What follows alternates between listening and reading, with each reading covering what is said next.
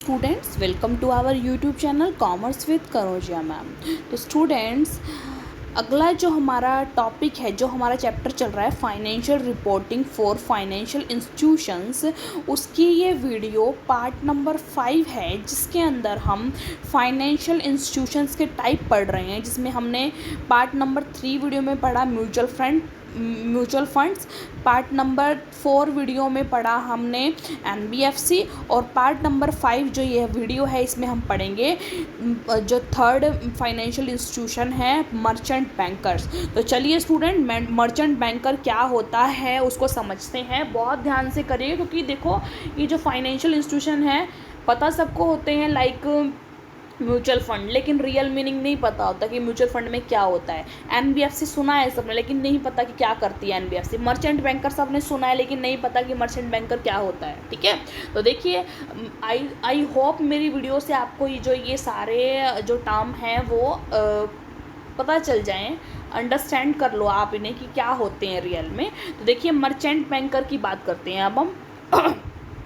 Merchant banking is primarily a service banking which is related to providing non-fund based services of arranging fund rather than providing them। देखो, merchant banking है ना, वो service banking है, means वो खुद fund नहीं देते हैं आपको, वो अवेलेबल करवाते हैं।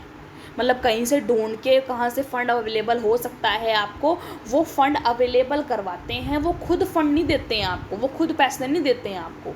क्या करते हैं वो? नॉन फंड बेस्ड सर्विस करते हैं, मतलब कोई फ़ंड नहीं देंगे आपको, वो बस आपके लिए फ़ंड को अरेंज करेंगे रादर देन प्रोवाइडिंग दैम। खुद देंगे नहीं, लेकिन अरेंज करेंगे आपके लिए। Merchant bankers are the intermediaries agencies, ये एक बिचौलिया, एक तरह से बीच की एजेंसी है। Whose main function is to transfer capital from those, इसका मेन फंक्शन है कि कैपिटल को ट्रांसफ़र करना उनसे जिसके पास वो है। किसको ट्रांसफ़र करना है? जिसको ज़रूरत है उसकी, into those who need it. ठीक है। In India, merchant banking started with management of public issues and has been gradually covering activities like project counseling, portfolio management, investment counseling and mergers and amalgamation of the corporate firms। India में जो merchant banking है वो कब start हुई? With management of public issue has been covering. तो कौन कौन से उसने जो एक्टिविटीज़ को कवर कर लिया? प्रोजेक्ट काउंसलिंग को, पोर्टफोलियो मैनेजमेंट को, इन्वेस्टमेंट काउंसलिंग को, एंड मर्जर को, and amalgamation of the corporate firms को, कॉर्पोरेट एक्टिविटीज़ को उसने कवर कर लिया। ठीक है। अब merchant banker has been defined under the securities and exchange board of India merchant bankers rules 1992।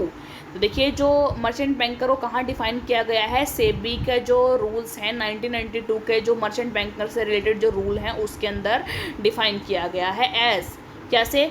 Any person who is engaged in the business of issue management either by making arrangement regarding selling, buying or subscribing to securities as manager, consultant, advisor or rendering corporate advisory service in relation to such issue management। कि एक ऐसा person जो engage है ऐसे business में issue management के अंदर, जो चाहे वो अरेंजमेंट कर रहा है सेलिंग से रिलेटेड, बाइंग से रिलेटेड, सब्सक्राइबिंग टू सिक्योरिटी के सब्सक्रिप्शन से रिलेटेड एज अ मैनेजर के रूप में, कंसल्टेंट के रूप में, एडवाइज़र के रूप में, और रेंडरिंग कॉर्पोरेट एडवाइजरी सर्विस, जो भी एडवाइजरी सर्विस है कॉर्पोरेट की वो प्रोवाइड करने में, in relation to such issue management. किसके रिलेशन में? इशू मैनेजमेंट के रिलेशन में। Merchant bankers are the specified agencies which manage the capital issue. Merchant banker कुछ स्पेसिफाइड एजेंसी है जो कैपिटल इश्यूज़ को मैनेज करती हैं। They are also called the managers to issue, इनको मैनेजर्स टू इशू की मैनेजर्स भी बोलते हैं इनको, मर्चेंट बैंकर को हम। आगे देखिए,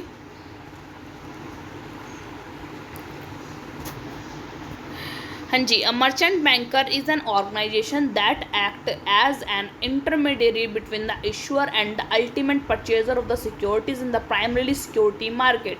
प्राइमरी सिक्योरिटी मार्केट में मर्चेंट बैंकर को एक ऑर्गेनाइजेशन बोला जा सकता है, जो क्या एक इंटरमीडियरी, बिचौलिया के रूप में काम करती है। इशूअर जो इशू करता है और जो परचेज करना चाहता है, उन दोनों के बीच का बिचौलिया बोलते हैं। सिक्योरिटीज़ को जो परचेज करना चाहता है, प्राइमरी सिक्योरिटी मार्केट के अंदर। In addition to managing an issue for a client, the service offered by a merchant banker includes underwriting and providing advice on complex financing arrangement, merger and equation।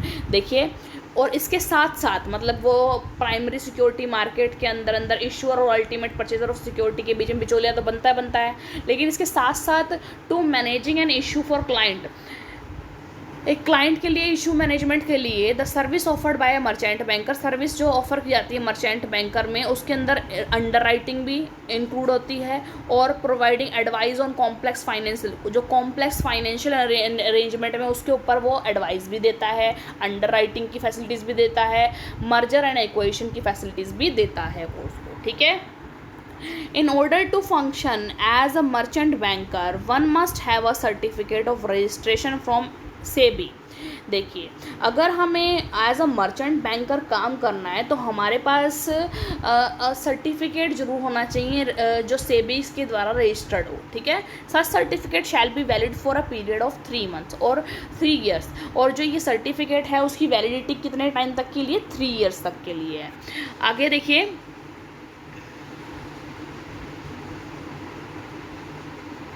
ये छोड़ो, capital adequacy requirement, यहाँ आ जाइए। Maintenance of books of accounts, records etcetera, कि भाई किस तरीके से books की, अकाउंट्स की, रिकॉर्ड्स की मेंटेनेंस की जाती है। फर्स्ट देखिए, every merchant banker shall keep and maintain the following books of accounts, record and document as per SEBI regulation 14।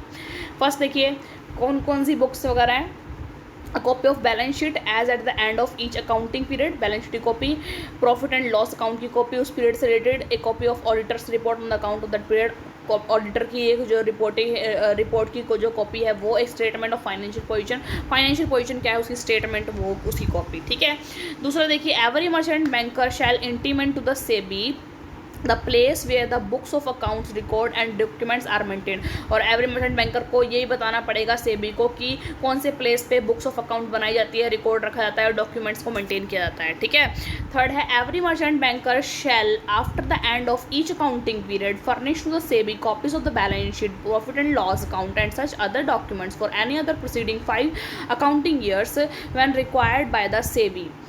देखिए, जो फाइनेंशियल ईयर के एंड के अंदर सेबी को, जो मर्चेंट बैंकर का ये काम है कि सेबी को जो भी सारे डॉक्यूमेंट है, balance sheet, profit and loss और जितने भी डॉक्यूमेंट हमने बात करी है वो उसको सबमिट करवाएगा। The merchant banker shall preserve the books of account, preserve करेगा बुक्स ऑफ अकाउंट को एंड अदर रिकॉर्ड्स को, and document maintain under regulation 14 for a minimum period of 5 years। मतलब कि जो भी डॉक्यूमेंट रेगुलेशन 14 के अकॉर्डिंग उसने बनाए थे और जो भी बुक्स ऑफ अकाउंट हैं, अदर रिकॉर्ड्स हैं, उसको कम से कम 5 साल तक उसको मेंटेन करके रखना पड़ेगा, उसको प्रिजर्व करके रखना पड़ेगा ताकि वो इधर उधर गुम ना हो और ख़राब ना हो, कम से कम 5 साल तक तो, ठीक है।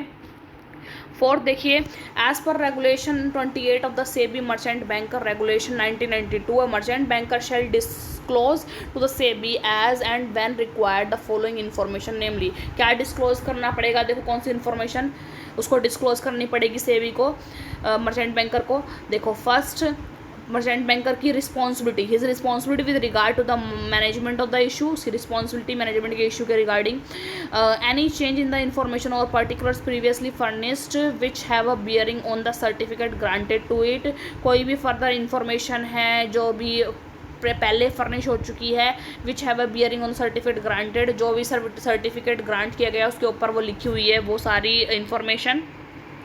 तीसरा, the names of the body corporate whose issue he has managed और has been associated with, names of body corporate किसी भी कंपनी का नाम जिसका इशू ही हैज़ मैनेज्ड और हैज़ बिन एसोसिएटेड, जिसका वो इशू मैनेज वगैरह कर रहा है उसके रिगार्डिंग उसका नाम कंपनी का।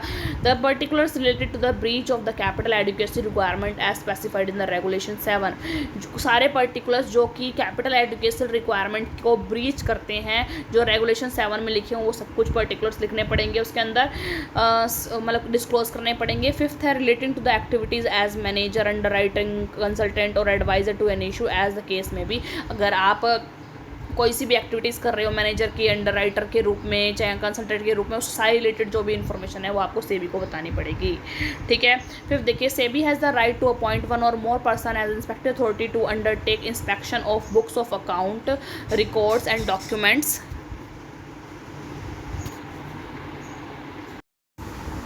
inspection of books of account records and documents of the merchant banker for any of the following purpose। देखिए सेबी के पास राइट है कि वो अपॉइंट करे एक या एक से ज़्यादा person as a inspecting authority to undertake inspection of the books of account. भाई books of account record documents जो भी मर्चेंट बैंकर ने तैयार किए हैं उसके ऊपर एक इंस्पेक्टिंग अथॉरिटी को वो अपॉइंट कर सकती है सेबी कि वो उसने सही किए हैं या नहीं किए, उसको इंस्पेक्शन की जाए। For any of the following purpose, किस पर्पस के लिए करेगी वो इंस्पेक्टिंग अथॉरिटी को जो अपॉइंट। फर्स्ट देखिए to ensure that the books of accounts are being maintain in the required manner, जो भी रिक्वायर्ड मैनर है उसी के अकॉर्डिंग तैयार किए गए हैं जो बुक्स ऑफ अकाउंट है। सेकंड है that the provision of the act rules regulation are compiled with complied with, कि जो प्रोविज़न ऑफ एक्ट है रूल्स रेगुलेशन उसको फॉलो करके वैसे ही बनाया गया है या नहीं बनाया गया है। थर्ड है to investigate into the complaints received from investors other merchant bankers और एनी अदर पर्सन और any matters having a bearing on the activities of the merchant banker, कि भाई अगर कोई मर्चेंट बैंकर की एक्टिविटीज़ के ऊपर किसी की कंप्लेंट आई हुई है इन्वेस्टर्स की या कोई और अदर मर्चेंट बैंकर की कोई और पर्सन की, तो उसको इन्वेस्टिगेट करवाने के लिए।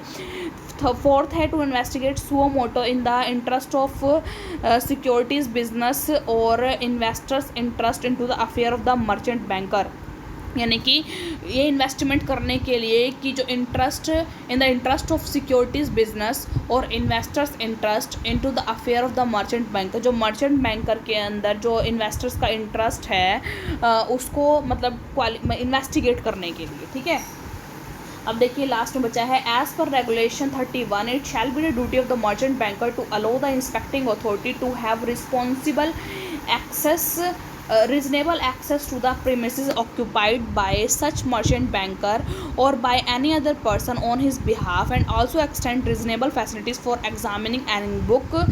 देखो रेगुलेशन 31 के अकॉर्डिंग ये ड्यूटी बनती है मर्चेंट बैंकर की कि वो इंस्पेक्टिंग अथॉरिटी को अलाउ करे कि वो रीजनेबल एक्सेस करे उसकी प्रेमिसेस पर आकर, यानी कि वो जो मतलब जो इंस्पेक्टिंग अथॉरिटी है उसको चेकआउट करना है, उसको उस पर जो इंस्पेक्शन करनी है तो उसको वो क्या करे अलाउ करे कि वो आए जो प्रेमिसेस यानी जो भी जहाँ पर भी मर्चेंट बैंकर बैठता है वहाँ आए और क्या करें एनी पर्सनस और उसके बिहाफ पे जो भी वर्क या तो मर्चेंट बैंकर से या कोई और भी पर्सन जो उसके बिहाफ पे वर्क कर रहा है उससे उसको फैसिलिटीज़ प्रोवाइड करे कि वो जो भी बुक्स है रिकॉर्ड्स है डॉक्यूमेंट्स है और computer data in other position of the merchant banker, अगर ऐसा कुछ भी जो भी चीज़ है उनको वो प्रोवाइड करवाए ताकि वो उसकी इंस्पेक्शन कर सके। ठीक है, मर्चेंट बैंकर और any other such person and also provide और क्या करें and also provide the copies of documents और other material which is the opinion of inspecting authority are relevant for the purpose of the inspection, और वो सब चीज़ की copies provide करें उनको जो इंस्पेक्शन अथॉरिटी को इंस्पेक्शन के लिए ज़रूरी है,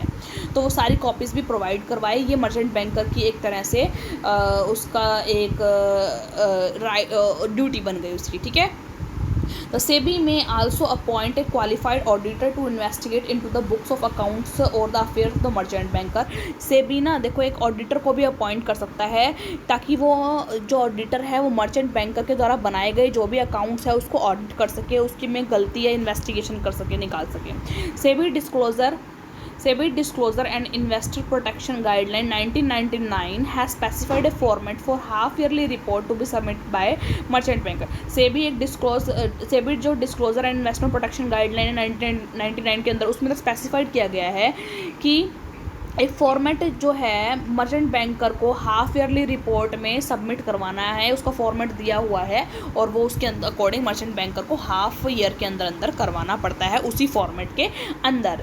तो स्टूडेंट्स आई होप आपको ये जो मर्चेंट बैंकर है कि कौन होते हैं, क्या वर्क करते हैं, आपको समझ में आया होगा आज की वीडियो से कि मर्चेंट बैंकर कौन होते हैं, क्या काम करते हैं, सेबी के अंडर वर्क करते हैं, इनकी क्या रिस्पॉन्सिबिलिटी होती है, क्या ड्यूटीज़ होती हैं, सेबी इनको कैसे मतलब इंस्पेक्ट करवाती है इनको। ठीक है, तो अगर वीडियो आपको समझ में आई हो मर्चेंट बैंकर क्या होते हैं क्लियर हुआ हो आपके लिए वीडियो यूज़फुल रही हो तो ज़्यादा से ज़्यादा मेरी वीडियो को लाइक कीजिए, शेयर कीजिए, कमेंट्स कीजिए और ज़्यादा से ज़्यादा मेरे चैनल को सब्सक्राइब कीजिए commerce with Kanaujia ma'am. Thank you students.